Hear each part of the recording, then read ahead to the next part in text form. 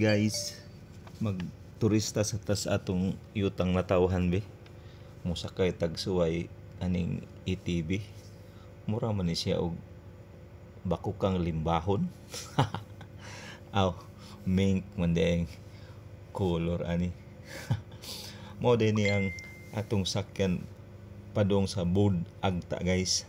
Pero mga puti man mga tao dito, dili man itom. Mas nindot siguro og bag-o ra ni tuwak ang uwan mo agitaan ni ba para lawom ang tubig aning limaw sa kalsada, basin makadakop putag pantat dayan ni og tilapia baron. Dili pud maayos si mintuhon ni kalsada kay design man jud ni aning bakuka nga mink panglapok para magkamuritsing ang mga musakay ba. Awa pa po'y problema kay naman po'y mga souvenir nga t-shirt dito. Palit lang unya mo sa gustong mag-ilis.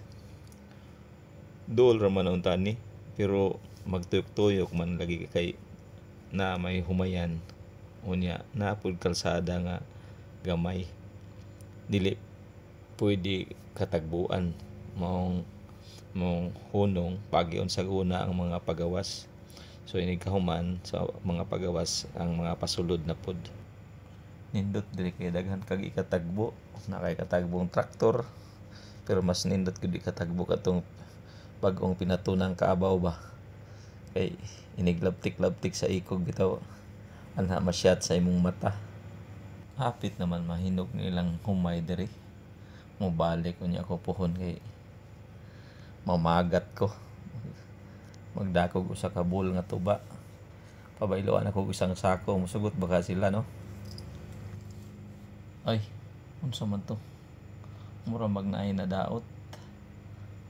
Okay ra pud ang ilang mga tour guide ba kay mao man day poy mga mekaniko aning mga bakukang nga limbahon diri. So way problema maguba di ay. So, mao ra to guys. Amping kanunay. Salamat.